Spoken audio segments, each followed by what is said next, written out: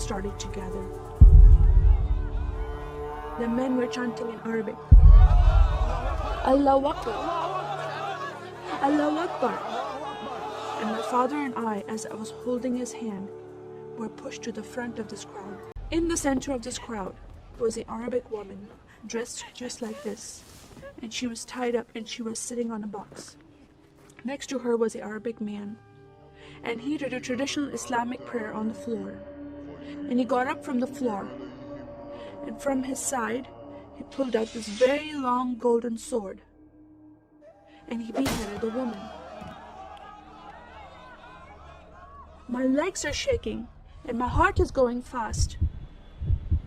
And my father said, if you don't listen to the teachings we're instilling in your life, this will happen to you one day.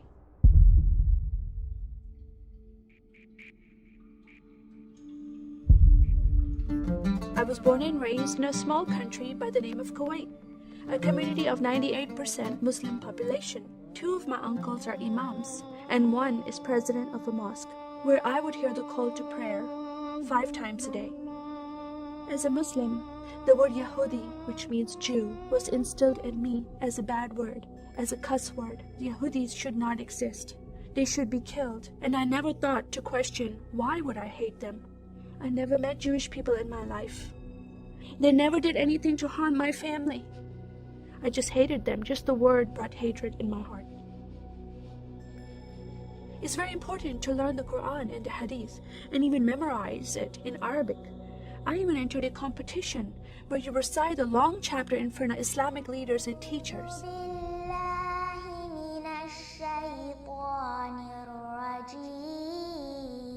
And I came 2nd place. I thought I did a good job. But my father said, no, that's not good enough. Most of my life for me, it was alone, by myself, broken person, in need of love from my family, but I never received it from them. I tried to experience this love from Creator God, from Allah. In my prayer times, I lifted up my hands and I cried out to Allah for help. Please have my father stop beating my mother. Please have my father stop beating me. But no help came. God is not a personable God to Muslims. God doesn't say, I love you. Saddam Hussein forces came in the middle of the night and invaded the small country of Kuwait. And then they came to my city and they destroyed property and they looted people's home and they stole possessions and they killed the men and they raped the women. Then we were granted asylum status to stay in the US. My grandmother suddenly got very sick. She had a heart attack and she went to the hospital. And 2 days later, she passed away. I was devastated because I lost my best friend. And this lady approached me and asked me if I was okay. And I said, no, Paula, my grandmother died. And I just started to cry again. At that moment, I was hurting so much, only crying helped. And Paula came to me and put her arms around me and she gave me a hug. And then she asked me a question. Go to church with me.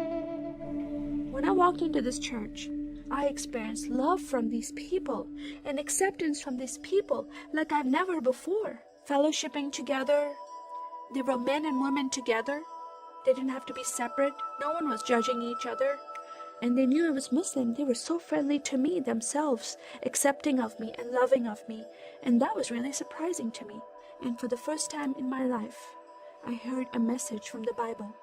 I started reading the message about Yeshua. When he walked into the synagogue, he was given a scroll from Prophet Isaiah, and he opened the scroll and he started reading that scripture. That the Spirit of the Sovereign Lord is upon me, because he has anointed me to preach the gospel to the poor.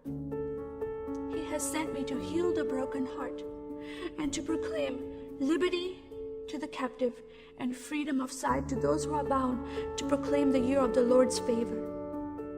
First time I heard these words of freedom and healing and liberty.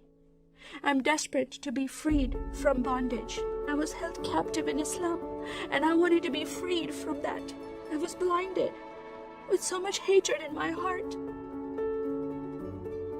The darkness broke from my eyes The veil came off my heart. I knew the decision I was making to leave Islam is a big decision. By Sharia law, Islamic law, it is death penalty. But I'm desperate to know a living God. In that day, I gave my life to becoming a follower of Jesus. This is the God of Israel, God of Abraham, Isaac, and Jacob. And the nation of Israel is God's heartbeat. And I said, God, forgive me. I did not know I hated your people. I love the Jewish people because it's their God, their Messiah that I'm following, and He told me to love them. I never knew what happened to the 6 million Jews that died. I never heard that in Kuwait in history. Now that I met Holocaust survivors, I know their story, and I shared my story with them. Your God, your Messiah, changed my heart, giving His life for me, so I can have life everlasting. He rescued me. He saved me. He came and brought joy in my life again. And I'm a blessed woman. And I start crying, and they start crying. And we are able to relate to each other, and they embrace me, and they love me, and they experience some healing, I believe, when they hear my story. That is a privilege to have that in my life.